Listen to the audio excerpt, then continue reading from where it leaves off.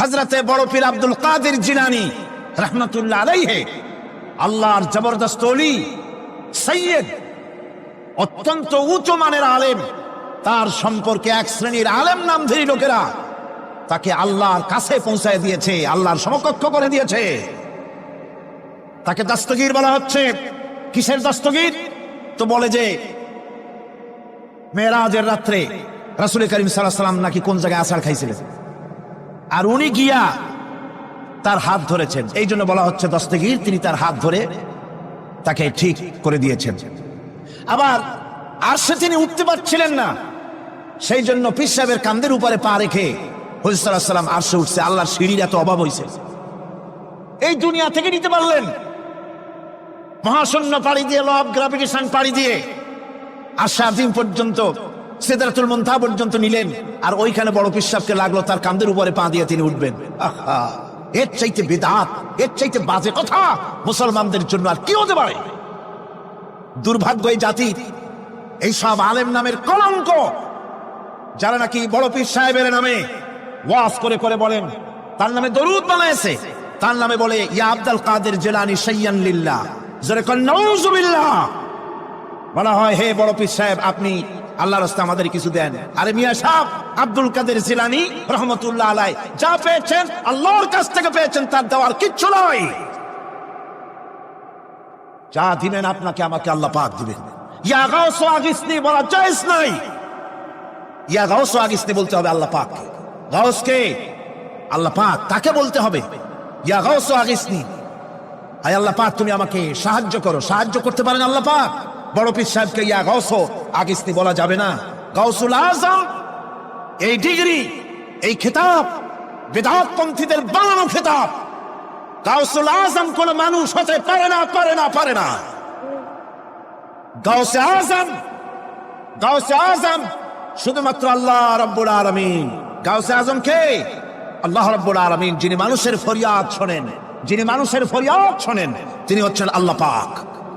বড় পীর সাহেবকে আমরা শ্রদ্ধা করি, কিন্তু সেই শ্রদ্ধার অর্থ এই নয় যে নবীদের চাইতে তিনি বড়, তিনি রাসূলের চাইতেও বড়, তার নামে দরুদ শরীফ বানাইতে হবে, জায়েজ নাই।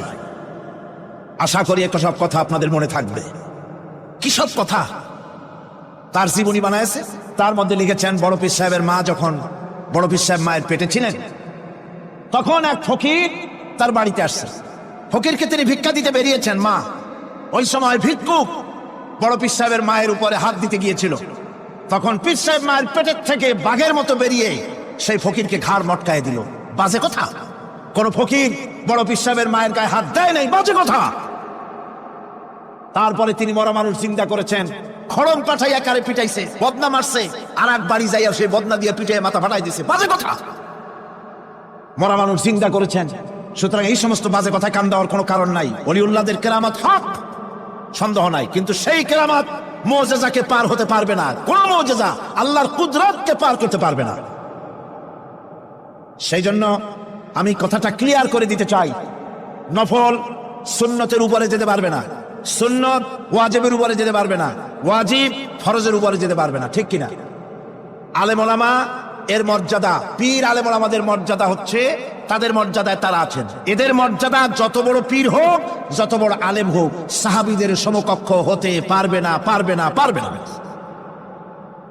সাহাবায়ে কেরাম রিদওয়ানুল্লাহ তাআলা আলাইহিম আজমাইন, গোটা পৃথিবী কান খুলে শুনুন, গোটা পৃথিবী সমস্ত আলেম, সমস্ত পীর, সমস্ত বুজুর্গ সব যদি এক করা হয়, একজন সাহাবীর জুতার তলার ধুলাও হবে না। যাদের উপরে আল্লাহ সন্তুষ্ট, আর আল্লাহ যাদের উপরে সন্তুষ্ট, তারাই হচ্ছেন সাহাবায়ে কেরাম রিদওয়ানুল্লাহ তাআলা আলাইহিম আজমাইন। সুতরাং ওলামা পীর বুজুর্গ সাহাবীদের সমান নয়, সাহাবীরা কোনদিন নবীর সমান নয়, আর নবীরা কোনদিন আল্লাহর মর্যাদার সমকক্ষ নয়। কথা ক্লিয়ার হয়েছে? সুতরাং আজ আমাদেরকে বুঝতে হবে, ওয়াইয়াকা নাস্তাইন, ইয়াকা নাবুদু, তোমার ইবাদত করি, ওয়াইয়াকা নাস্তাইন, কেবল তোমার কাছেই সাহায্য চাই। খতমে গাউসিয়া বানাইছে, কোথায় পেয়েছে? আমরা ওই ধরনের বুজুর্গদের কথা মানি না। যা কোরআনে নাই, যা হাদিসে নাই, নতুন করে যা তৈরি হয়েছে, মানি না, মানি না। আমাকে আমাকে দেখতে হবে কোরআনে আল্লাহ পাক কি বলেছেন, হাদিস কি বলেছে। এটার নাম ঈমান। এটার নাম কি? কোরআন হাদিস পড়ে যে ঈমান আর আকীদা রক্তের মধ্যে, কলিজার মধ্যে ঢুকেছে, আমাকে যদি হত্যা করা হয়, আমাকে যদি জ্বালানো হয়, পোড়ানো হয়, এই আকীদা থেকে এক চুল সরে যাব না। কোরআনে কারীমে হযরত ইব্রাহিম আলাইহিস সালাম তিনি তার সম্প্রদায়ের সাথে যে কথোপকথন করেছিলেন, বিষয়টি আল্লাহ পাক কোরআনে কারীমের মধ্যে কোট করে দিলেন। এই হেদায়েতের বিষয় সেখানে আছে বলে আল্লাহ পাক বিষয়টা কোরআনে জায়গা করে দিলেন। وَإِذْ قَالَ إِبْرَاهِيمُ لِأَبِيهِ وَقَوْمِهِ إِنَّنِي بَرَاءٌ مِّمَّا تَعْبُدُونَ إِلَّا الَّذِي فَطَرَنِي فَإِنَّهُ سَيَهْدِينِ। ইব্রাহিম আলাইহিস সালাম তার পিতা এবং তার গোত্রকে বললেন, তার সম্প্রদায়ের লোকদেরকে, নিঃসন্দেহে আমি মুক্ত, আমি পবিত্র। তোমরা যেসব জিনিস দিয়ে যেসব এর ইবাদত করো, গোলামি করো, আনুগত্য করো, আমি তার থেকে পবিত্র।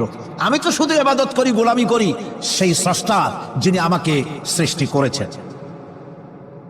আমার সম্পর্ক শুধুমাত্র সেই সত্তার সাথে যিনি সৃষ্টি করেছেন। আল্লাযী খালাকানি ফাহুয়া ইয়াহদিন, যিনি আমাকে সৃষ্টি করে শুধু সৃষ্টি করেন নাই, আমাকে হেদায়েত দিয়েছেন, আমাকে পথের দিশা দিয়েছেন। ওয়াল্লাযী হুয়া ইউতঈমুনি ওয়া ইয়াসকিন, যিনি আমাকে সৃষ্টি করেছেন তিনি হেদায়েত দিয়েছেন, আর আমি যখন তৃষ্ণার্ত হই তিনি আমাকে পান করান, আমি যখন ক্ষুধার্ত হই তিনি আমাকে আহার দেন। ওয়া ইযা মারিদতু ফাহুয়া ইয়াশফিন, আর যখন অসুস্থ হই তখন তিনি আমাকে রোগ মুক্ত করে দেন। সুবহানাল্লাহি ওয়া বিহামদি। তাহলে কি হলো? অর্থাৎ যে প্রতিপালক, তার প্রতিপালন পদ্ধতি আমার সকল প্রয়োজন মিটান, যিনি আমাকে পান করান, আহার করান, অসুস্থ হলে যিনি আমাকে সুস্থ করেন। হেদায়েতের কামটা তিনি আরেকজনের জন্য রাখেন নাই, তিনি আমার হেদায়েতের ব্যবস্থাও করেছেন। ভাইরা আমার, আল্লাহ রাব্বুল আলামিন শুধু সৃষ্টি করেন নাই, সৃষ্টি করে হেদায়েত দিয়েছেন, মানুষকে হেদায়েতের রাস্তা বলে দিয়েছেন। সঠিক পথ কোনটি সেই পথের কথাও তিনি পরিষ্কার করে বলে দিয়েছেন। এই জন্য আল্লাহ পাক বলেন, কোরআন মাজিদ হেদায়েতকে বিরাট দান বলে ঘোষণা করেছে। মানুষের জন্য যে হেদায়েত আল্লাহ দিয়েছেন তার সবচাইতে বড় দান, জোরে কোন সুবহানাল্লাহ। ইন্না খালাকনাল ইনসানা মিন নুতফাতিন আমশাদিন নাবতালিহি ফাজআলনাহু সামিআম বাসীরা। আমি মানুষের মিলিত শুক্র দ্বারা, নুতফা দিয়ে আমি মানুষ সৃষ্টি করেছি এবং তাকে একে একে বিভিন্ন স্তর পার করেছি। তাকে শ্রবণ শক্তি দিয়েছি, তাকে দর্শন শক্তি দিয়েছি। ইন্না হাদাইনাহুস সাবিলা ইম্মা শাকিরান ওয়া ইম্মা কাফুরা। নিশ্চয়ই আমি তাদেরকে তাদের কর্মপন্থা প্রদান করেছি, আমি তাদেরকে হেদায়েত দিয়েছি, চলার পথের দিশা দিয়েছি। এখন ইচ্ছে করলে সে কৃতজ্ঞ হতে পারে, ইচ্ছে করলে অকৃতজ্ঞতার পথ অবলম্বন করতে পারে। আমি তাকে হেদায়েত দিয়ে দিয়েছি, পথ দেখিয়ে দিয়েছি। ডান এবং বাম দুটি রাস্তা আল্লাহ পাক দেখিয়ে দিয়েছেন। আসহাবুল ইয়ামিন, আসহাবুশ শিমাল, একটা ডানপন্থী আর একটা বামপন্থী। আমাদের দেশে কিছু লোক আছে নাম মুসলমান, কিন্তু বলে যে আমরা বামপন্থী আন্দোলন করব। অথচ সমস্ত ডানপন্থীদের জায়গা হবে জান্নাতে যদি জান্নাতের আমল করতে পারে। ডানপন্থীদের নেতা হচ্ছেন দুনিয়ার সমস্ত পয়গম্বরেরা, আর বামপন্থীদের নেতা হলো শয়তান। বামপন্থীদের নিয়ে শয়তান যাবে কিয়ামতে জাহান্নামে। আল্লাহ পাক রাস্তা বলে দিয়েছে। আল্লাহ রাব্বুল আলামিন বলেন, আলাম নাজআল লাহু আইনাইনি ওয়া লিসানান ওয়া শাফাতাইন ওয়া হাদাইনাহুন নাজদাইন। আমি কি তোমাদের দুটি চক্ষু দেই নাই, দেখার জন্য দুটো চোখ দেই নাই? আমি কি তোমাদেরকে কথা বলার জন্য দুটো ঠোঁট দেই নাই? এরপরে আমি কি তোমাদেরকে ভালো মন্দ বোঝার জন্য আমি কি হেদায়েত দেইনি? ভালো মন্দ সবটা বোঝার জন্য আমি তোমাদেরকে হেদায়েত দিয়েছি। সুতরাং এই হেদায়েতের রাস্তা ছেড়ে দিয়ে তোমরা নিজেদেরকে গুমরাহির মধ্যে ডুবিয়ে দিও না। আমার দেওয়া হেদায়েতের রাস্তায় নিজেদেরকে পরিচালিত করার জন্য প্রচেষ্টা করো। আল্লাহ পাক বলেন, والذين جاهدوا فينا لنهدينهم سبلنا وإن الله لمع المحسنين। যারা আমাকে পাওয়ার জন্য সাধনা করেছে তাদের পথ প্রদর্শন করা আমার জন্য অবশ্য কর্তব্য। অন্য জায়গায় আল্লাহ পাক বলেছেন ওমান ইয়াত্তাকিল্লাহা ইয়াজআল লাহু মাখরাজা, যে ব্যক্তি আমাকে ভয় করে চলে, আমার প্রতি আশা করে, ভরসা করে, তার জন্য আমি রাস্তা তৈরি করে দিই। সুবহানাল্লাহ ওয়া বিহামদিহি। সুতরাং হেদায়েত আল্লাহ পাক দিয়েছেন, এমন নয় যে তিনি রাস্তা তৈরি করেন নাই। কোরআন খোদাই হেদায়েতের নাম দিয়েছে হুদা। খোদাই হেদায়েতের নাম কি? হুদা। এই কোরআনের এক নাম হচ্ছে, এই কোরআনের এক নাম কি? হুদা। কোরআন বলছে ফামান তাবিআ হুদায়া ফালা খাউফুন আলাইহিম ওয়ালা হুম ইয়াহজানুন। আমার এই কোরআন, এই হেদায়েত যারা মানবে, এটাকে যারা অনুসরণ করে চলবে, এটার আইন কানুন যারা মেনে চলবে, ওদের জন্য কোনো ভয় নাই, কোনো চিন্তাও নাই, কোনো ভয় নাই, কোনো চিন্তা নাই, যারা এই কোরআনের হেদায়েতকে মেনে চলবে। আল্লাহর হেদায়েত হলো সবচেয়ে বড় বড় হেদায়েত। আল্লাহ পাক বলছেন কুল ইন্না হুদাল্লাহি হুয়াল হুদা ওয়া উমিরনা লিনুসলিমা লিরাব্বিল আলামিন। হে রাসূল, আপনি বলুন আল্লাহর হেদায়েত হলো সবচেয়ে বড় হেদায়েত। অর্থাৎ আল্লাহ যে রাস্তা দিয়েছেন, আল্লাহ যে কোরআন দিয়েছেন, এর থেকে বড় হেদায়েত মানুষের জন্য আর কিছু হতে পারে না।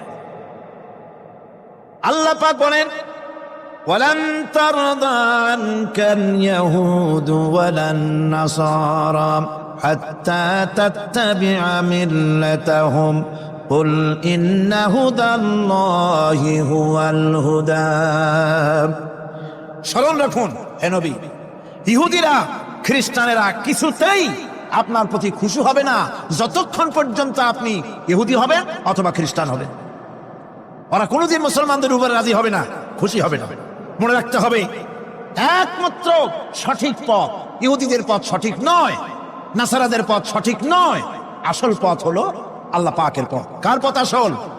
আসল রাস্তা, আসল পথটি আল্লাহ পাক কোরআনে কারীমের মধ্যে বিশদভাবে বলে দিয়েছেন। এবং ইহদিনাস সিরাতাল মুস্তাকিমের ব্যাপারে আল্লাহ পাক কোরআনে সাফ করে বলে দিয়েছেন যে আমি এর বিনিময়ে তোমাদেরকে কোরআন দিলাম। বস্তুত ইহদিনাস সিরাতাল মুস্তাকিম এর জবাব হলো ওয়া ইন্নাল্লাহা রাব্বি ওয়া রাব্বুকুম ফা'বুদুহু হাযা সিরাতুম মুস্তাকিম। নিঃসন্দেহে আল্লাহ তোমাদের এবং আমাদের রব, আর সুতরাং তারই উপাসনা করতে হবে। এটাই দ্বীনের সরল পথ, আর এটা কোনো নতুন পথ নয়। আল্লাহ যে পথটা দিয়েছেন রাসূল করিম সাল্লাল্লাহু আলাইহি ওয়াসাল্লামের মাধ্যমে, সেটা কি কোনো নতুন পথ? না। কোরআন বলছে এটা নতুন পথ নয়।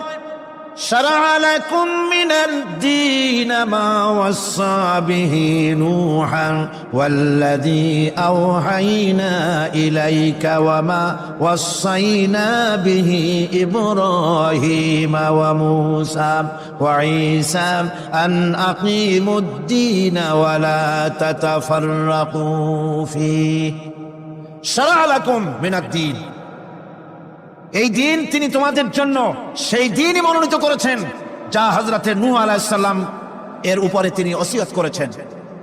যা ওসিয়ত করা হয়েছিল, নসিহত করা হয়েছিল হযরতে নূহ আলাইহিস সালামের প্রতি, তিনি মনোনীত করেছিলেন হযরত নূহ আলাইহিস সালামকে এই দিনকে প্রচার করার জন্য। আর যার উপরে চলার জন্য হযরত ইব্রাহিম, হযরতে মূসা, হযরত ঈসাকে নির্দেশ করা হয়েছিল।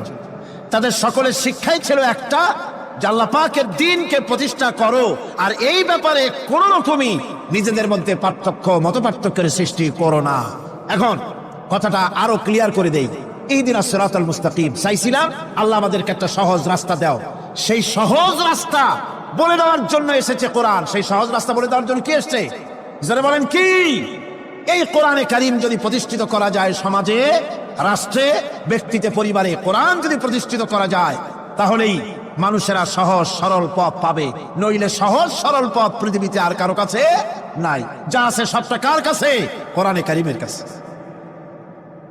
এরপরে আমরা বলি সিরাতাল্লাযীনা আন'আমতা আলাইহিম গায়রিল মাগদুবি আলাইহিম ওয়ালাদ-দাল্লিন।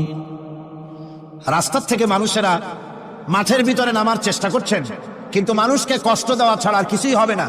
আমি অনুরোধ করছি, রাস্তা থেকে লোকেরা মাহফিলের ভেতরে ঢোকার চেষ্টা করবেন না। বিরাট রকমের ব্যাঘাত সৃষ্টি হবে। সকলে বসে পড়ুন, যিনি যে জায়গায় আছেন সেখানে বসুন, চাপ সৃষ্টি করবেন না, বসুন। আপনারা দাঁড়ালে আরো বিশৃঙ্খলার সৃষ্টি হবে। কোরআনের মাহফিল, খবরদার বেয়াদবি করবেন না, কেউ দাঁড়াবেন না। যারা দাঁড়িয়েছেন বসেন, আর জোরে সরে জিকির করেন লা ইলাহা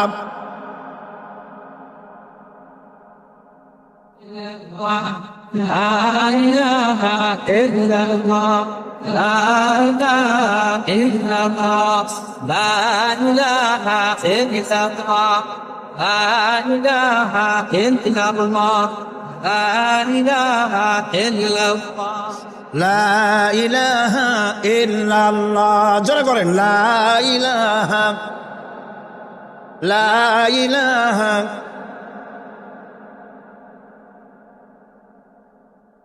লা ইলাহা ইল্লাল্লাহু মুহাম্মাদুর রাসূলুল্লাহ। আল্লাহ আল্লাহ আল্লাহ আল্লাহ আল্লাহ আল্লাহ আল্লাহ আল্লাহ। আরো জোরে করেন Allah, Allah, Allah, Allah, Allah, Allah, Allah, Allah, Allah, Allah, Allah, Allah, Allah, Allah, Allah. লা ইলাহা ইল্লাল্লাহু মুহাম্মাদুর রাসূলুল্লাহ। বন্ধুগণ, এত বড় বিশাল মাহফিল, পুলিশ, আর্মি কেউ এটাকে কন্ট্রোল করতে পারবে না। এটাকে কন্ট্রোল করার দায়িত্ব আল্লাহ পাকের। কার দায়িত্ব? আল্লাহর কাছে সাহায্য চাই। আল্লাহ পাক কোরআনের মাহফিল, কোরআন শোনার জন্য মানুষের কাছে সহজ করে দাও, জোরে কোন আমিন। প্রচন্ড রকমের মানুষের চাপ সৃষ্টি হয়েছে। আপনারা রাস্তা থেকে মানুষকে চাপাচাপি করবেন না, সবাই বসে, হাঁটতে চেষ্টা করবেন না। এত বড় মাহফিল, আপনি হাঁটিয়া মানুষকে কষ্ট দিবেন না। যারা যেখানে দাঁড়ায়ছে সেখানে বসেন, বরকত হবে। হাঁটলে গুনাহ হবে, হাঁটবেন না। বন্ধুগণ, আমি আজ খুব লম্বা কথা বলবো না, কারণ মানুষের প্রচন্ড, অতীতের যে কোনো বছরের তুলনায় প্রচন্ড চাপ সৃষ্টি হয়েছে মানুষের। আমি কথা গোছায় আনতেছি। সিরাতুল মুস্তাকিম, এজন্য মডেল দরকার। কার অনুসরণ করব? আল্লাহ পাক শিখাইয়া দিলেন, সিরাতাল্লাযীনা আন'আমতা আলাইহিম। পড়েন সবাই, সিরাতাল্লাযীনা আন'আমতা আলাইহিম গায়রিল মাগদুবি আলাইহিম ওয়ালাদ-দাল্লিন।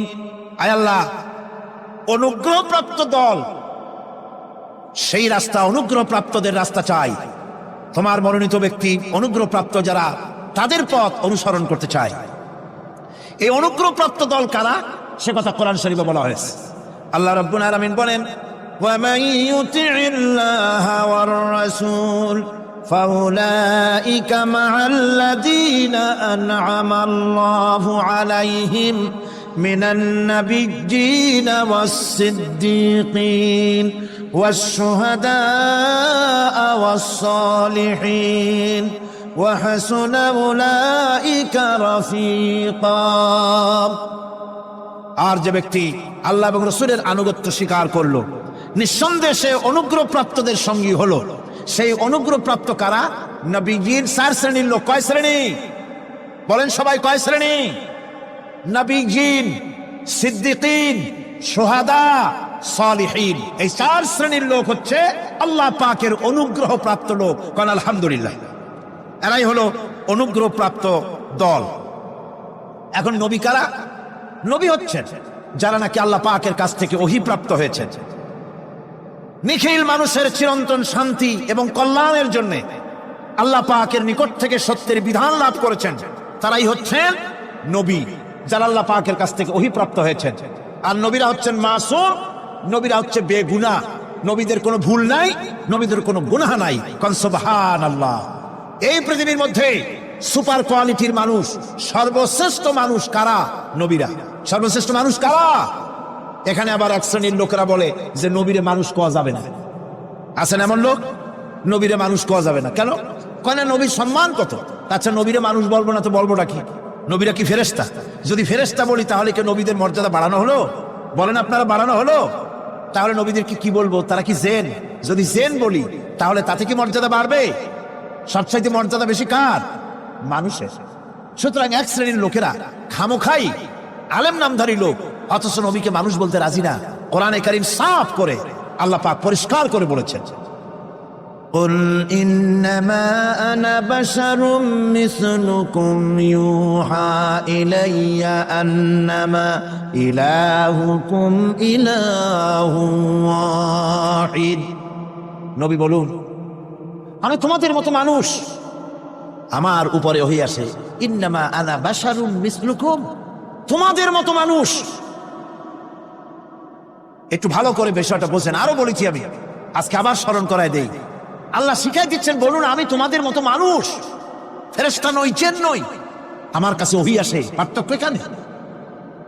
তবে আরো পার্থক্য আছে, সেটা হচ্ছে আমরা হচ্ছি সাধারণ মানুষ, নবীরা হচ্ছেন অসাধারণ মানুষ। সুবহানাল্লাহ। আমরা হচ্ছি মানব, রাসূল আল্লাহর পয়গম্বর হচ্ছেন মহামানব। কথা বুঝে আসছে? তার মানে হলো আমরা সাধারণ মানুষ। সাধারণ মানুষেরা গুনাহ করতে পারে, ভুল করতে পারে, সব রকমের গুনাহ করতে পারে। নবীরা কোনো গুনাহ করতে পারেন না। আল্লাহ পাক তাদের দিয়ে গুনাহ করান না। আল্লাহ পাক ফেরেশতা দিয়ে, আপন কুদরত দিয়ে নবীদেরকে হেফাজত করেন। সুবহানাল্লাহ। সুতরাং এই কথা বিশ্বাস করতে হবে, সমস্ত নবীরা হচ্ছেন মানুষ। নবীদের আদর্শই কেবলমাত্র আদর্শ, সেই আদর্শকেই গ্রহণ করতে হবে, তাকেই একমাত্র নেতা হিসাবে গ্রহণ করতে হবে। আমার নেতা বলতেও রাজি না। মুশকিল কি এক জায়গায়? কয় যে নেতা বলা যাবে না কেন? কয় যে ওই যে মানুষেরা বলে, স্লোগান দেয়, আমার নেতা, তোমার নেতা, অমুক তমুক, হেনতেন, তো এগুলির সাথে নবীরে মিশানো এটা ঠিক না। আচ্ছা, নবীরে নেতা কব না, কবটা কি? নবী কি হয় নেতা হবে, না হয় অনুসারী হবে, এর বাইরে তো কিছুই নাই। হয় ইমাম, না হয় মুক্তাদি। বাইরে কি? বাইরে তো নাই কিছু। সুতরাং নবী কি মুক্তাদি হবে? নবী কি অনুসারী হবে? নিশ্চয়ই হাজার বার নবী হচ্ছেন ইমাম, নবী হচ্ছেন নেতা। আমরা যখন আরবিতে বলি, ওনারা নিজেরাও আরবিতে বলেন, তখন কোনো আপত্তি হয় না। আল্লাহুম্মা সাল্লি আলা সাইয়্যিদিনা মুহাম্মদ। সাইয়্যিদিনা মানে হচ্ছে আমাদের লিডার, আমাদের নেতা। সাইয়্যিদিনা যখন বলে তখন আপত্তি করে না, কিন্তু আমাদের নেতা বললেই আপত্তি করেন। বাংলা ভাষা, বাংলাদেশি মানুষ হইয়া বাংলা ভাষার প্রতি এই গভীর জ্ঞান দেখলে দুঃখই হয়। বন্ধুগণ, মনে রাখতে হবে, নবী হচ্ছেন মাসুম, বেগুনাহ এবং নেতা, আর মুহাম্মদ সাল্লাল্লাহু আলাইহি ওয়াসাল্লাম হচ্ছেন বিশ্ব নেতা, এটা কোনো সন্দেহ নাই। এই নবীর অনুসরণ করতে হবে। সিদ্দিকিন হচ্ছে সত্যকে যারা উদার, উন্মুক্ত, অকুণ্ঠ চিত্তে, দ্বিধাহীন ভাবে যারা গ্রহণ করেছে, এর বিপরীত যারা করেই নাই, তারাই হচ্ছেন সিদ্দিকিন। হযরতে, যেমন একটা দৃষ্টান্ত, হযরতে আবু বকর সিদ্দিক রাদিয়াল্লাহু তাআলা আনহু, মেরাজ থেকে হুজুর ফিরে এসেছেন সকালবেলা, ফজরের নামাজ পড়ে বসেছেন কাবা শরীফে, তিনি বসে আছেন। তো তখন আবু জাহেল এসে বলছে, মুহাম্মদ সাল্লাল্লাহু আলাইহি ওয়াসাল্লাম, প্রত্যেক দিনই তো নতুন নতুন কথা কও, আজকে কোনো নতুন কথা আছে? হুজুর বলেন, হ্যাঁ নতুন কথা আছে। কি? বলে, এই তো শেষ রাত্রে জিবরাইল আসছিল, আমারে নিয়ে গেল বাইতুল মুকাদ্দাসে, জেরুজালেমে গিয়ে নামাজ পড়লাম, ওইখান থেকে মহাকাশ পাড়ি দিলাম, 7 আকাশ পাড়ি দিলাম, সিদরাতুল মুনতাহা গেলাম, আরশে আজিম ভ্রমণ করলাম, আল্লাহর সাথে কথা কইলাম, জান্নাত জাহান্নাম দেখলাম, তারপরে আবার এই আয়েশা নামাজ পড়িয়া তোমাদের সাথে কথা বলতেছি। আবু জাহেল কয় যে, খাইছি, যাও, মাথাটা একটু ভালো ছিল, এখন তাও সর্বনাশ হয়ে গেছে। কয়, মুহাম্মদ সাল্লাল্লাহু আলাইহি ওয়াসাল্লাম, তুমি যা বললা এই কথাটা আমি কি হুবহু মানুষের কাছে বলবো? হুজুর বলছেন, অবশ্যই বলো গিয়ে। আবু জাহেল চিন্তা করলো, দিস ইজ দ্য মোমেন্ট, এটাই হলো আসল সুযোগ পেয়ে গেছে মানুষকে বিভ্রান্ত করার জন্য। সবার আগে ছুটে চললো হযরত আবু বকর রাদিয়াল্লাহু তাআলা আনহুর বাড়িতে, যে বলছেন, আবু বকর শুনেছো? বলে, কি? মুহাম্মদ সাল্লাল্লাহু আলাইহি ওয়াসাল্লাম এই রকমের কথা বললো, বেচারার মাথাটা যাও ভালো ছিল, শেষ। হুজুর বলছেন, আবু জাহেল, আমার রাসূল কি এরকম বলেছেন? আবু জাহেল বলছে, আমার নিজ কানে শুনে আসলাম, এখনো তিনি সেখানে বসা। হযরত আবু বকর বলেন, আবু জাহেল, আমার আল্লাহর নবী তিনি যদি এরকম কথা বলে থাকেন, তাহলে আমি কোনো সন্দেহ পোষণ করি না, অবশ্যই আল্লাহ রাব্বুল আলামিনের হাবিব যা বলেছেন তা সত্য। হযরত আবু বকর রাদিয়াল্লাহু তাআলা আনহু মসজিদে হারামে আসলেন। হুজুরকে জিজ্ঞেস করলেন, হুজুর আবু জাহেল আমাকে এইসব কথা বললো, এগুলি কি ঠিক? হুজুর বললেন হ্যাঁ। তিনি ঘটনা বয়ান করলেন। হযরত আবু বকর বললেন, হে রাসূল, আপনি যা বলেছেন সত্য বলেছেন, আপনার মেরাজ ঠিক হয়েছে, সঠিক হয়েছে, সন্দেহ নাই। হুজুর বলেন, আবু বকর তুমি তো শুধু আবু বকর না, তুমি সিদ্দিক। সত্যকে যারা অকুণ্ঠ চিত্তে অকুণ্ঠ চিত্তে দ্বিধাহীন ভাবে যারা সত্যের সামনে মাথা নত করেছে, গ্রহণ করে নিয়েছে, দ্বিমত পোষণ করে নাই, কোন রকমের দুষ্ট বুদ্ধির আশ্রয় গ্রহণ করেনি, উল্টাপাল্টা করেনি, এই সমস্ত মানুষেরই হলো সিদ্দিক। আর এদের দলকেই সিদ্দিকিন বলা হয়। তাহলে নবিয়্যিন, সিদ্দিকিন, এনারা হচ্ছেন নেয়ামত প্রাপ্ত। 3 নম্বরে হচ্ছে শুহাদা। সত্যকে যারা সত্যের সাক্ষী দিয়েছে, সত্যের সাক্ষ্যদাতা। সত্য হচ্ছে ইসলাম। সত্য কি? ইসলাম। সত্য হচ্ছে আল্লাহ, সত্য হচ্ছে নবী, সত্য হচ্ছে কোরআন, সত্য হচ্ছে হাদিস। এই মহাসত্যকে যারা স্বীকৃতি দিয়েছে, নিজেদের কথা দিয়ে, কাজ দিয়ে, ধন দিয়ে, সম্পদ দিয়ে, এমনকি নিজের জীবনটা এই রাস্তায় বিলিয়ে দিয়ে মহাসত্যের চিরস্থায়ী সাক্ষী দিয়ে দুনিয়া থেকে যারা বিদায় হলেন, ওনারা হচ্ছেন শহীদ। আজ রাস্তাঘাটে শহীদ হয়, যার তার নামের আগে শহীদ বসায় দেয়। শহীদ এত সোজা জিনিস নয়। আল্লাহর রাস্তায়, ধর্মের জন্য, ইসলামের জন্য, আল্লাহর জন্য, কোরআনের জন্য, রাসূলের জন্য যারা জীবন দেন, তারাই হচ্ছে শহীদ। এই শহীদদের মর্যাদা আল্লাহ রাব্বুল আলামিন এত বেশি মর্যাদা দান করেছেন। শহীদদের মর্যাদা আল্লাহ পাক দিয়েছেন, কিয়ামতের দিন শহীদদের কোনো বিচার করা হবে না। আল্লাহ রাব্বুল আলামিন শহীদদেরকে বিনা বিচারে জান্নাত দিয়ে দিবেন। শহীদের বিশাল মর্যাদা, বিরাট মর্যাদা। এই শহীদ শাহাদাতের তামান্না প্রত্যেক মুসলমানের ভিতরে থাকতে হবে। হুজুর বলেছেন, শহীদি মওতের যন্ত্রণা পিঁপড়ায় কাটার যন্ত্রণার চাইতে বেশি কিছু নয়। শাহাদাত হচ্ছে এপারে মওত আর ওপারে আল্লাহর সঙ্গে দেখা হয়ে যাবে। শহীদি মওত হচ্ছে আল্লাহর সঙ্গে দেখা করার একটা সেতু বন্ধন, একটি সেতু, একটি ব্রিজ, একটা পুল, একটা সাঁকো। এপারে দুনিয়া, ওপারে আল্লাহ পাকের সঙ্গে দেখা হবে। সুবহানাল্লাহ। ভাইরা, ইসলামের জন্য যারা জীবন দিলেন, যারা শাহাদাত বরণ করলেন, তারা জাতির সম্মানের পাত্র। সেই সম্মান, সেই মর্যাদা আল্লাহ রাব্বুল আলামিন শহীদদের প্রদান করেছেন। হযরত আব্দুল্লাহ জুলবাজাদাইন, যার কথা বুখারীতে লেখা হয়েছে, সুবহানাল্লাহ। যুবক মানুষ ইসলাম কবুল করেছেন। ইসলাম কবুল করতে গিয়ে বাড়ি ঘর, জায়গা জমি কিছুই ছিল না। ছোট্ট অবস্থায় বাবা মারা গেছে, চাচার ঘরে লালিত পালিত হচ্ছিলেন। এরপরে রাসূলের প্রতি ঈমান আনবেন, চাচার ভয়তে পারেন না। হুজুর হিজরত করলেন। আব্দুল্লাহ, তার নাম ছিল আব্দুল উজ্জা। তিনি চলে গেলেন চাচার কাছে। চাচা গো, মুহাম্মদ সাল্লাল্লাহু আলাইহি ওয়াসাল্লাম আল্লাহর নবী, ব্যাপারে তোমার মত কি? তিনি বলেন, আমারও তো তাই মনে হয়। যদি তাই মনে হয়, তার উপর ঈমান আনবেন কিনা? চাচা বলে, না, কখনো ঈমান আনবো না। ভাতিজা বলতেছেন, চাচাজি, বছরের পর বছর ধরে অপেক্ষা করতেছিলাম, আমি আপনার অধীনে আছি বলে ইসলাম কবুল করতে পারি নাই। আমার ইচ্ছা ছিল আপনি আগে করবেন, তারপরে আপনাকে দেখা দেখি আমি করব। কিন্তু আপনি যখন ইসলাম কবুল করলেন না, আর করবেন না বলে যখন ঘোষণা দিলেন, আপনাকে উপস্থিত রেখে আমি ঘোষণা দিলাম, লা ইলাহা ইল্লাল্লাহু মুহাম্মাদুর রাসূলুল্লাহ। চাচা বলছে, ভাতিজা, এর পরিণাম জানো?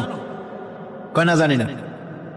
এর পরিণাম হচ্ছে তুমি আমার বাড়িতে থাকো, আমার বাড়ি ছাড়তে হবে।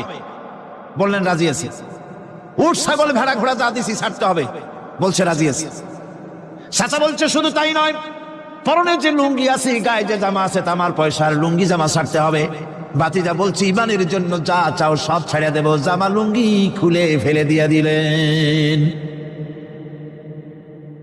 হাদিস।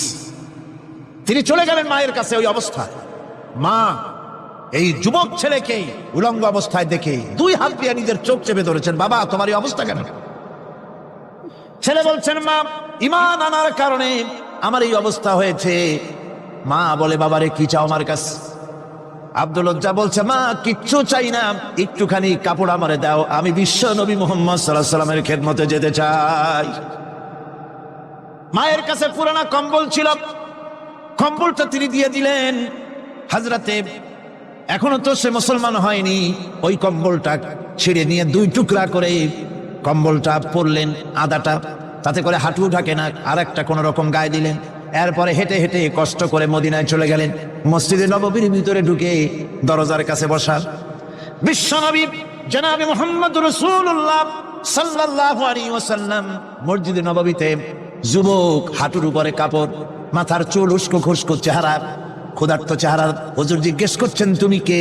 তিনি বললেন, আমার নাম আব্দুল উজ্জা। তোমার এই অবস্থা কেন? তিনি বললেন, হুজুর ঈমান আনার জন্য বাড়ি ঘর জায়গা জমিন উট বাছুর সব হারাইছি, এমনকি পরনের লুঙ্গিও আমারে দেয় নাই, মার কম্বলটা ছিঁড়িয়ে এনেছি। নবীজি আসহাবে সুফফার ভিতরেই তাকে বসতে দিলেন, তাকে থাকতে দিলেন, আর বললেন তারে কোরআন শরীফ শিখাবা। আব্দুল উজ্জাকে হুজুর বললেন, তোমার নাম উজ্জা নয়, তোমার নাম আব্দুল্লাহ। হাদিস শরীফে এসেছে আল্লাহর কাছে দুইটা নাম বেশি প্রিয়, একটা হচ্ছে আব্দুল্লাহ আর একটা হচ্ছে আব্দুর রহমান। মুসলমান হলেন। এরপরে আসহাবে সুফফার মধ্যে বসে আছেন, কোরআন শরীফ জোরে জোরে তেলাওয়াত করেন। আসহাবে সুফফা রাসূলের কাছে নালিশ করলেন, অভিযোগ করলেন, হুজুর এই আব্দুল্লাহর কোরআন শরীফ এত জোরে পড়ে, তার চিল্লানির জ্বালায় আমরা বিশ্রাম করতে পারি না। নবীজি বললেন, সাহাবীরা আব্দুল্লাহকে বেশি করে চিল্লাইতে দাও, বাধা দিও না, কারণ তার ঈমান বড় দামের ঈমান হয়েছে, ঈমান আনতে গিয়ে কিছু আনতে পারে নাই, তাকে বাধা দিও না, প্রাণ ভরে চিল্লাইতে দাও, জোরে জোরে পড়তে দাও। ইতিমধ্যে তাবুকের যুদ্ধে জনদামামা বেজে উঠেছে। রোমান সৈন্যরা হুজুরের সঙ্গে যুদ্ধ করবে, জিহাদ করবে, ইসলামকে পরাজিত করার জন্য তারা আক্রমণের প্রস্তুতি নিল। নবীজি রোমানদের সঙ্গে লড়াই হবে বলে সাহাবায়ে কেরামদের কাছে সাহায্য চাইলেন, যার কাছে যা আছে অস্ত্রপাতি জমা করো, টাকা দাও, পয়সা দাও। সবাই মিলে দিতে লাগলেন। দিতে দিতে মহিলারা গলার হাত, নাকের ফুল, কানের দুল হুজুরের সামনে স্তূপ হয়ে গেছে, টাকা কড়ি, সোনা দানা সব শুদ্ধ। হুজুর বলছেন, সাহাবীরা সবাই তো সব জিনিস দিলে, আমার আবু বকর রে দেখি না কেন? হযরত আবু বকর রাদিয়াল্লাহু তাআলা আনহু একটা পিলারের আড়ালে দাঁড়ানো ছিলেন। হুজুরের ডাক শুনে তিনি আসলেন, হাতে ছোট্ট একটা থলি, চোখে পানি। থলিটা হুজুরের হাতে তুলে দিলেন। হুজুর থলি ছাড়লেন, দেখা গেল কয়েকটা দিরহাম আর কয়েক কেজি গম, আর কিছু নাই। হুজুর তাকালেন, দেখছেন আবু বকর রাদিয়াল্লাহু তাআলা আনহুর চোখের পানিতে দাড়ি ভিজে ভিজে পড়তেছে। হুজুর বললেন, আমার সাহাবীরা আজ তোমরা সকলে মিলে যে দান করেছো, সেই দানের তুলনায় আবু বকর যে দান করেছে আল্লাহ রাব্বুল আলামিনের কাছে তার বেশি মূল্য হয়েছে। মনের মধ্যে অনেকের প্রশ্ন জাগলো, কেমন করে তা হলো? আমরা এত এত দিলাম। হুজুর জিজ্ঞেস করলেন, ও সাহাবী তুমি কত দিয়েছো, বাড়ি কত আছে? তিনি বললেন, এত দিছি, এত আছে। তুমি কত দিয়েছো, কত রেখে এসেছো? প্রত্যেকে এরকম বলল। হযরতে ওসমান, হযরতে ওমর, হযরতে আলী রিদওয়ানুল্লাহ তাআলা আলাইহিম আজমাইন তারাও বললেন, অর্ধেক এনেছি, অর্ধেক থুই আসছি, 2 ভাগ এনেছি, 1 ভাগ রেখে আসছি। সব শেষে নবীজি হযরত আবু বকর রাদিয়াল্লাহু তাআলা আনহুকে প্রশ্ন করলেন, আবু বকর তুমি কি এনেছো আর বাড়ি কি রেখে এসেছো? হযরত আবু বকর বলেন, ইয়া রাসূলুল্লাহ, ইয়া হাবিবাল্লাহ, আমার বাড়িতে জাগতিক সম্পদ বলতে যা বুঝায় সবটুকু এনে নবীজির কদম মোবারকে দান করে দিয়েছি। আবু বকরের ঘরে এখন আল্লাহ আর তার রাসূল ছাড়া কোনো জিনিস বাকি নাই, যা ছিল সব এনেছি।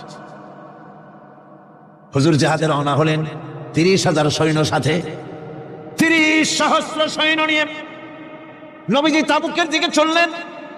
পথের মধ্যে হযরত আব্দুল্লাহ এসে হুজুরের সামনে দাঁড়ায় গেছেন। আব্দুল্লাহ এসে বলেন, ইয়া রাসূলুল্লাহ, একটু দাঁড়ান। এই জিহাদে মেয়ে লোক পুরুষেরা সাহাবীরা সবাই প্রাণ ভরে দান করলো, কিন্তু আমি এমন এক বান্দা, আল্লাহর কিছুই দিতে পারলাম না। আমার তো দেওয়ার মতো কিছুই নাই হুজুর, আমার দেওয়ার মতো কিছুই নাই। তবে আমি আপনার কাছে দোয়া চাই, আপনি দোয়া করুন, আমি যেন এই যুদ্ধে, এই জিহাদের ময়দানে আমি যেন শহীদ হতে পারি। নবীজি বললেন, একটু বাকল নিয়ে আসো গাছের। একটা গাছের বাকল আনা হলো। এই বাকলটা হুজুর নিজ হাতে আব্দুল্লাহর হাতে বাঁধা দিলেন আর বললেন, রব্বুল আলামিন, আমি আব্দুল্লাহর রক্ত কাফিরদের জন্য হারাম করে দিলাম। হযরত আব্দুল্লাহ কেঁদে চারচার হয়ে যাচ্ছেন, বলছেন, ইয়া রাসূলুল্লাহ, আমি চাইলাম শহীদ হব, আর আপনি আমার রক্তকে কাফেরদের জন্য হারাম করে দিলেন। হুজুর বলেন, আব্দুল্লাহ রে, এখন যদি তোমার মৃত্যু জ্বরের ভিতর হয়, আল্লাহ রাব্বুল আলামিন তোমার শাহাদাত নসিব করে দিবেন। তাবুকের ময়দানে হুজুর চলে গেলেন। কয়েকদিন পরে খবর আসলো হুজুরের কাছে, আব্দুল্লাহ কয়েকদিন জ্বর ভোগ করে আব্দুল্লাহ মারা গিয়েছেন। হুজুর বললেন, তার জানাজার ব্যবস্থা করো, কাফন দাফনের ব্যবস্থা করো। ব্যবস্থা হয়ে গেল। রাতের বেলায় দাফন হবে। একজন লোক কবরের কাছে দাঁড়ায় টিম টিম করে একটা আলো নিয়ে দাঁড়ায় আছে, আর একজন লোক কবরের ভিতরে নেমেছেন। দুই ব্যক্তি লাশ দুই হাতে উঁচু করে নিয়ে আসতেছেন কবরের কাছে।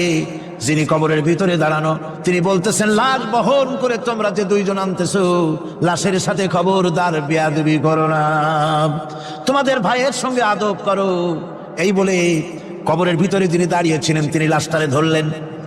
কবরের ভিতরে দাঁড়াইয়া যিনি লাশ ধরেছেন, লাশকে কবরে শোয়াই দিয়েছেন, তিনি আর কেউ নন, তিনি বিশ্ব নবী মুহাম্মদুর রাসূলুল্লাহ। নিজের হাতে হযরত আব্দুল্লাহকে শোয়াই দিলেন। লাশ বহন করে যে দুইজন আনলেন, তার একজন হলেন হযরত আবু বকর, আর একজন হযরত ওমর রাদিয়াল্লাহু তাআলা আনহুমা।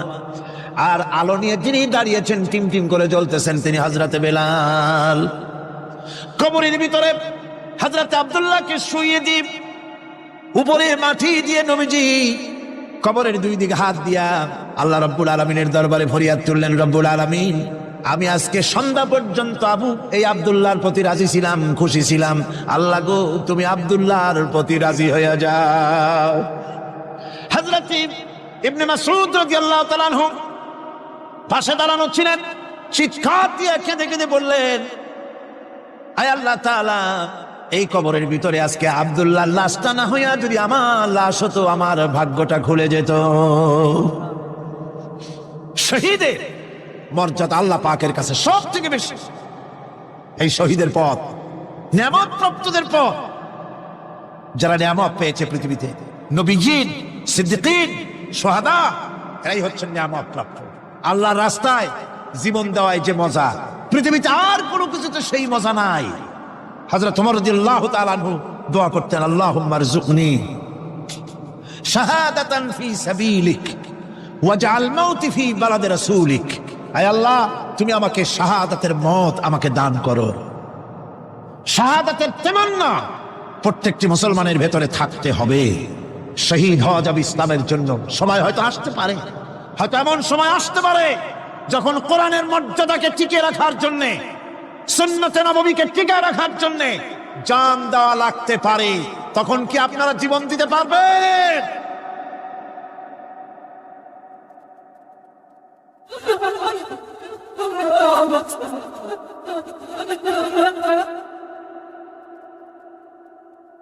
এরপরে চতুর্থ নম্বরে হচ্ছে সালিহীন। চতুর্থ নম্বরে কি? সালিহীন। সালিহীন হচ্ছে জীবনের প্রত্যেকটি ক্ষেত্রে যারা একনিষ্ঠভাবে আল্লাহর বিধান পালন করেছেন, যারা পুণ্যের সাথে সুদৃঢ় থেকেছেন, যারা অটল থেকে পুণ্যের সাথে হকের সাথে অটল থেকেছেন, কোন অবস্থাতেই ইসলামী আদর্শের বিরুদ্ধাচরণ করেনি, তারাই হচ্ছেন সালিহীন। ইসলামের আদর্শ ছাড়ে নাই, পরিত্যাগ করে নাই, জীবনের সবকিছুর বিনিময় এটাকে আঁকড়ে ধরে থেকেছেন, ইসলামী আদর্শের পরিপন্থী কিচ্ছু করেন নাই। এরা হচ্ছেন সালিহীন। কোন আলহামদুলিল্লাহ। আল্লাহর অনুগ্রহ প্রাপ্ত কয় শ্রেণী? 4 শ্রেণী। নবীজিন, সিদ্দিকীন, শুহাদা, সালিহীন। এই 4 শ্রেণীর লোকেরাই হচ্ছে নিয়ামত প্রাপ্ত। আমরা বলেছি, সিরাতাল্লাযীনা আন'আমতা আলাইহিম গায়রিল মাগদুবি আলাইহিম ওয়ালাদ-দাল্লিন। নিয়ামত প্রাপ্তদের পথ চাই, অনুগ্রহ প্রাপ্তদের পথ, আর অভিশপ্ত পথভ্রষ্টদের পথ আমরা চাই না, আমরা পরিহার করে চলবো। এটা একটু আদাও বটে। যারা অভিশপ্ত, যারা পথভ্রষ্ট, ওরা কারা? মাগদুব এবং দল্লিন। মাগদুব হচ্ছে অভিশপ্ত, দল্লিন হচ্ছে পথভ্রষ্ট। দুনিয়ার সমস্ত মুফাসসিরিন মুহাদ্দিসিন সব একমত, মাগদুব হচ্ছে ইহুদিরা। মাগদুব কারা বলেন না, কারা? আর দল্লিন অভিশপ্ত কারা? খ্রিস্টানেরা। বলেন কারা? একটুখানি জোরে সোরে দরুদ শরীফ পড়েন। সালাতুন ইয়া রাসূলুল্লাহ আলাইকুম, সালামুন ইয়া হাবিবাল্লাহ আলাইকুম। জোরে পড়েন।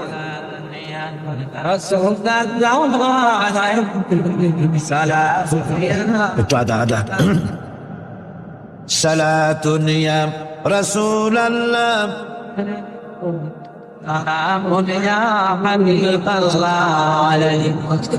ভাইরা, ইহুদিদের অভিশপ্ত হওয়ার কারণটা কি? আল্লাহ রাব্বুল আলামিন বলেন, শোনো কারণ কি।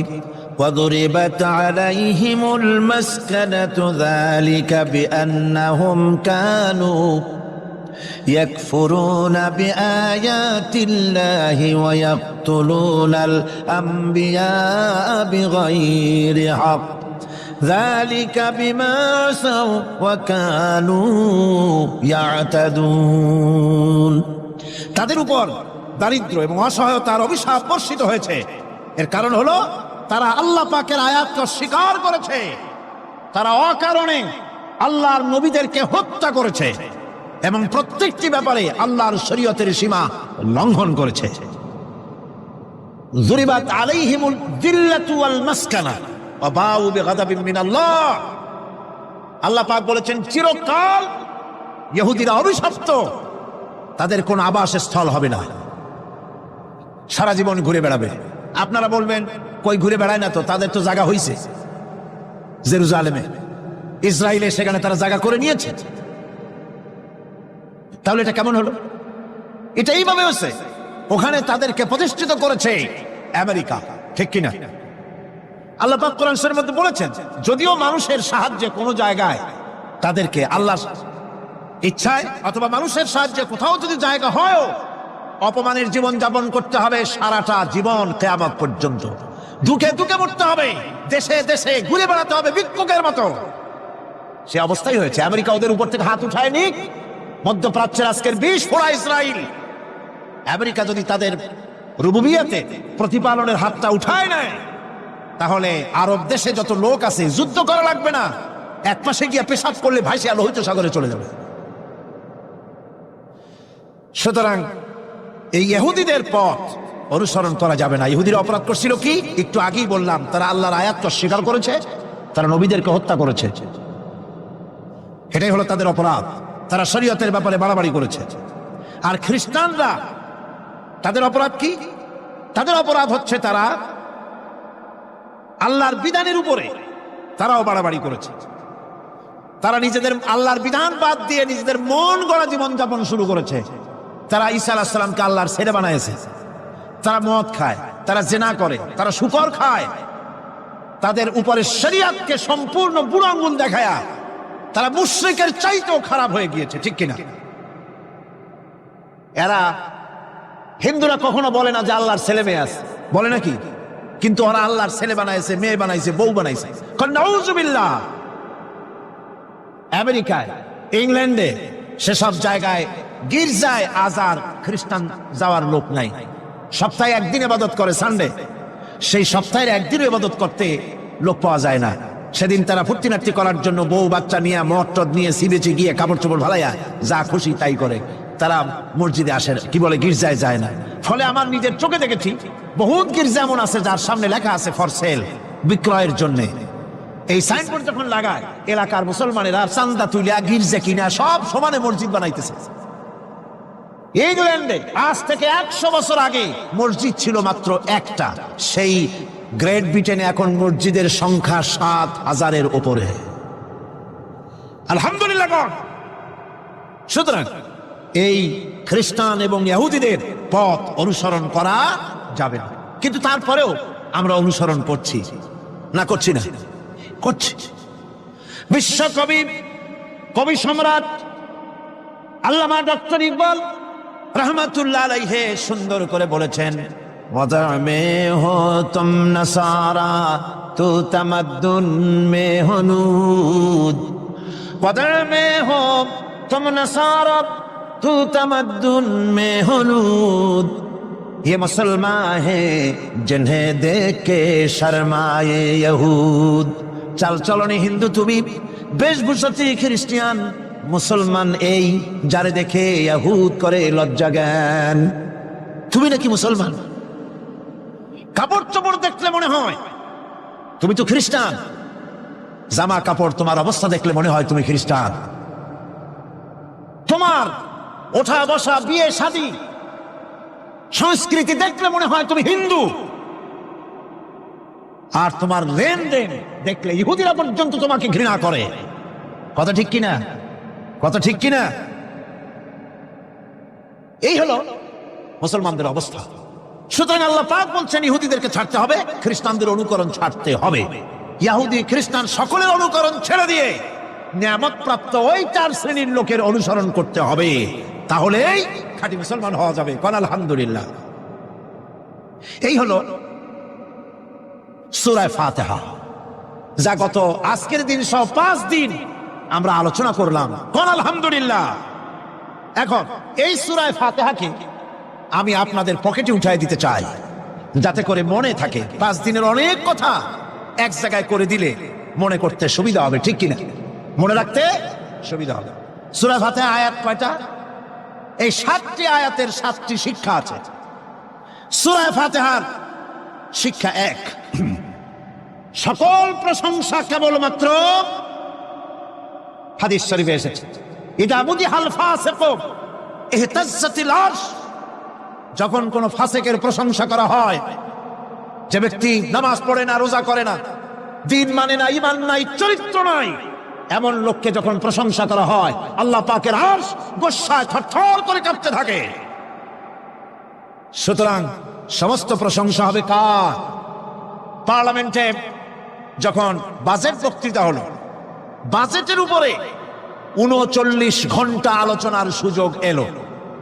আমি দেখলাম প্রত্যেকেই আলোচনার সময় বলছেন, আমি স্মরণ করছি সহস্র বছরের অমুক, শ্রেষ্ঠ অমুক, আমার নেতা অমুক, এভাবে বলছে। প্রত্যেকেই দাঁড়িয়ে বলছে, আমি স্মরণ করি অমুক আর তমুক। আমি খুব চিন্তায় পড়ে গেলাম, আহারে, পৃথিবীর 2য় বৃহত্তম মুসলিম দেশ, আমার আল্লাহর নাম উঠছে না। আমি সময় পেলাম 25 মিনিট। তথ্য মন্ত্রণালয়ের কলিজা তো পুঁটি মাছের মতো বড়, সেই জন্য আমার বক্তব্য তারা দেয় নাই। ওই 25 মিনিটে আমি যে আলোচনা করেছি, আমি প্রথম দাঁড়ায়া আমার তৃপ্তি, মনে হয় এই রকমের তৃপ্তি আমার কখনো নিকট বর্তমানে কোনদিন হয়েছে কিনা আল্লাহই জানে। ওই দিন আমি যা তৃপ্তি পেয়েছি, আমি দাঁড়িয়ে বললাম নাহমাদু নুসাল্লি আলা হামদ সানা কুইয়া, তারপরে বললাম আমি স্মরণ করছি হৃদয়ের সবটুকুন আবেগ উজাড় করে, জীবনের সব শ্রদ্ধা একত্রিত করে আমি স্মরণ করছি। যখন বলছি দেখি 2 দিকের মানুষ হতচকিত হয়েছে, কার নাম কই? আমি বললাম আমি স্মরণ করছি বিশাল ওই আকাশের মালিক, বিস্তীর্ণ এই জমিনের মালিক, কুল কায়নাতের মালিক আমার আল্লাহ রাব্বুল আলামিনকে স্মরণ করছি।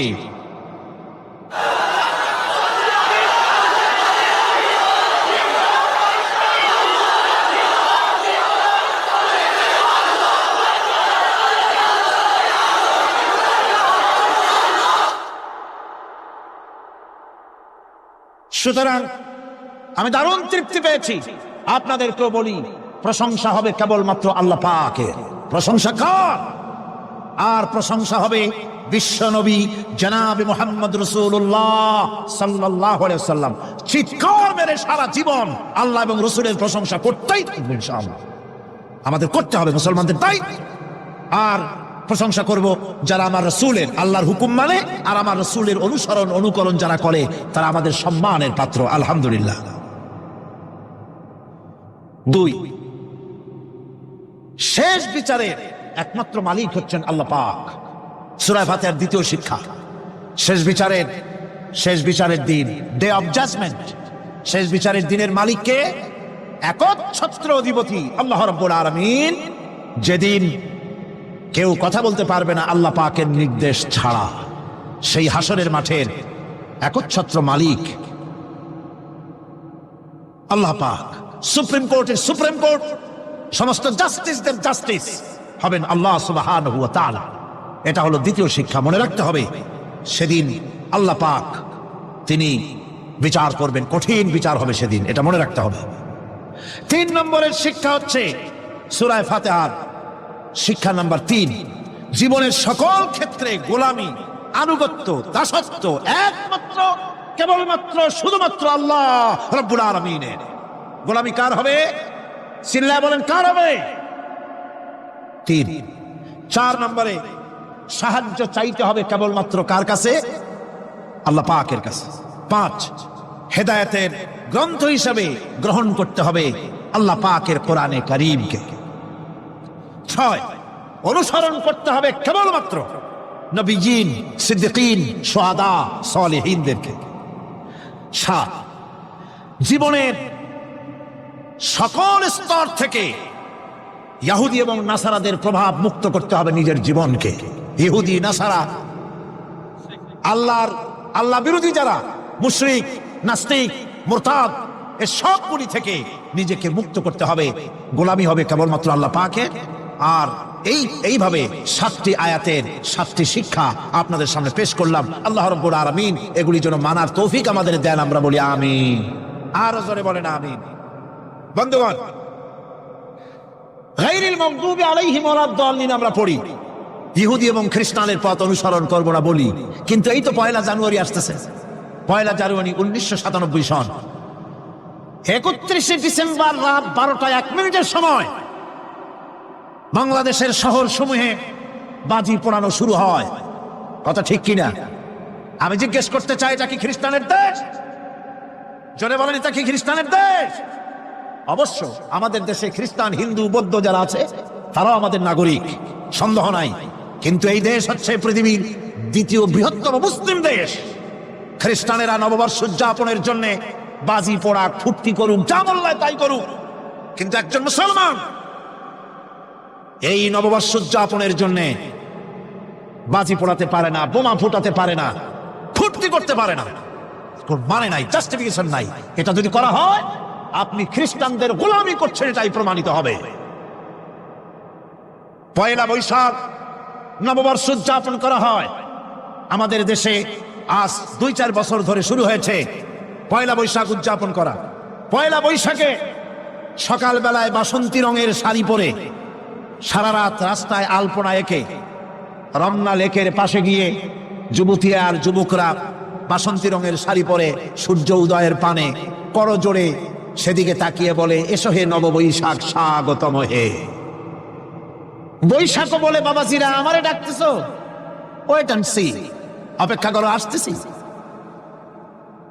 যে বৈশাখকে ডাকা হলো, স্বাভাবিক বৈশাখ কাল বৈশাখী রুদ্র রূপ ধারণ করে 180 মাইল স্পিডে এসে বাড়ি ঘর কল কারখানা ভাঙ্গা জনমের মতো স্বাগতম হে। এরপর রাজনৈতিক নেতৃবৃন্দ এবং বুদ্ধিজীবী, ছাত্রছাত্রী, শিক্ষক, এক শ্রেণীর শিক্ষক বৃন্দ মঙ্গল প্রদীপ জ্বালিয়ে দিনের সূচনা করেন। কুকুরের মুখোশ, গাধার মুখোশ, কুমিরের মুখোশ পরে মিছিল করেন। ঢোল আরো কি হাবিজাবি বাজাইয়া ফুর্তির চোটে শীতই পড়বে না খাড়া হয়ে থাকবে দিশা করতে পারে না। ঠিক কিনা কন? আমি জিজ্ঞেস করি, 1 বৈশাখের সাথে উদযাপন, নববর্ষ উদযাপনের সাথে মুখোশ পরার সম্পর্ক কি? গরু আর গাধার শূকরের মুখোশ পরে আপনি কি বুঝাতে চান যে নতুন বছরটা জাতির সাথে গাধার মতো ব্যবহার করবেন অথবা কুকুরের মতো?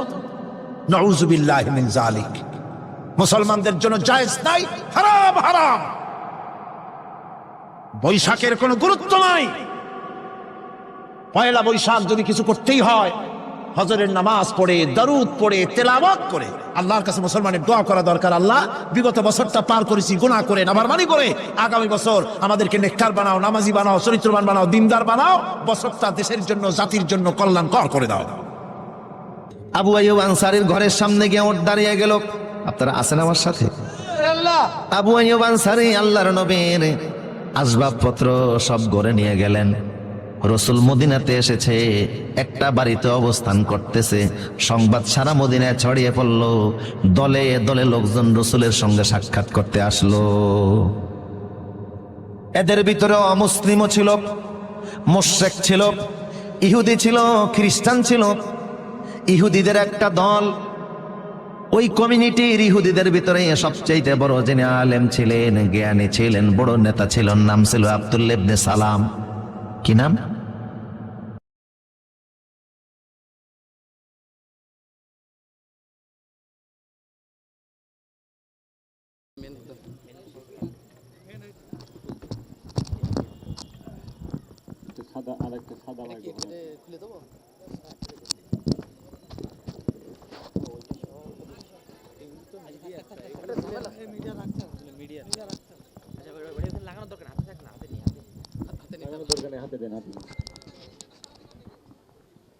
আলহামদুলিল্লাহ, এই পর্যায়ে আপনাদের সামনে সঙ্গীত পরিবেশন করবেন শিহরণ শিল্পী গোষ্ঠীর শিল্পীবৃন্দরা। আসসালামু আলাইকুম ওয়া রাহমাতুল্লাহি ওয়া বারাকাতুহু। কেমন আছেন সকলে? আলহামদুলিল্লাহ, আমরা আপনাদের তো অনেক ভালো আছি। তো কথা না বাড়িয়ে আমরা সঙ্গীতে চলে যাব।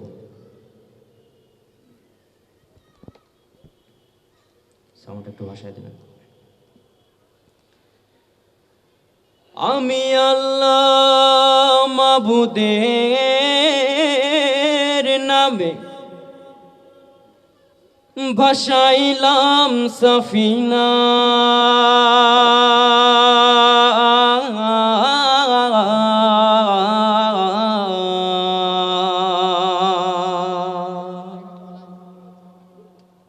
ছেড়ে দে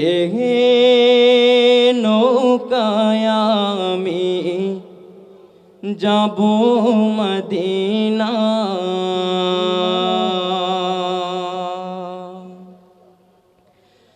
দে দে পাল তোলে দে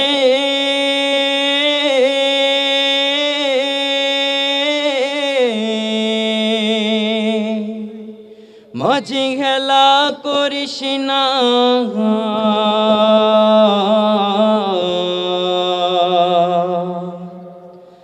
ছেড়ে দে নৌকায় আমি যাব মদিনা,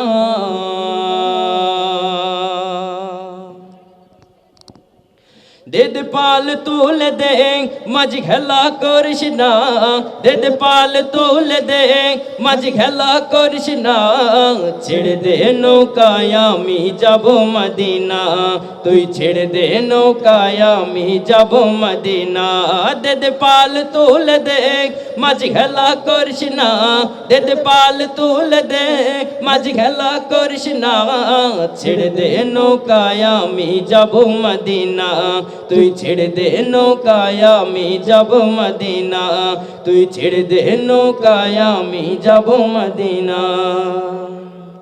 মদিনায় নবী এলো মা আমেনার ঘরে, হাসিলে হাজার মানে কাঁদিলে মুক্তা ঝরে, মদিনায় নবী এলো মা আমেনার ঘরে, হাসিলে হাজার মানে কাঁদিলে মুক্তা ঝরে, দয়াল মুর্শিদ যার সখা তার কিসের ভাবনা, দয়াল মুর্শিদ যার সখা তার কিসের ভাবনা, আমার হৃদয় মাঝে কাবা নয়নে মদিনা, আমার হৃদয় মাঝে কাবা নয়নে মদিনা, দে দে পাল তুলে দে মাঝি খেলা করিস না, দে দে পাল তুলে দে মাঝি খেলা করিস না, ছেড়ে দে নৌকায় আমি যাব মদিনা, তুই ছেড়ে দে নৌকায় আমি যাব মদিনা, ওই নূরের রোশনীতে দুনিয়া গেছে ভরে, সে নূরের বাতি জ্বলে মদিনার ঘরে ঘরে। ওই নূরের রোশনীতে দুনিয়া গেছে ভরে, সে নূরের বাতি জ্বলে মদিনার ঘরে ঘরে।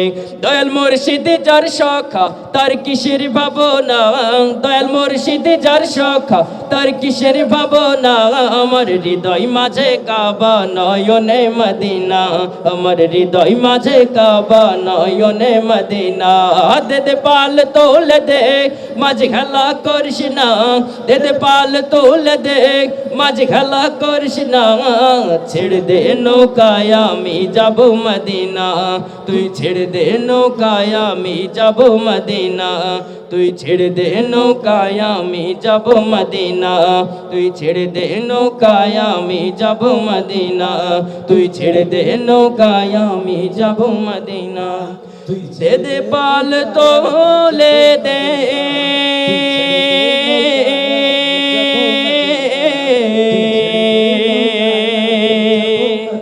মাঝি খেলা করিস না,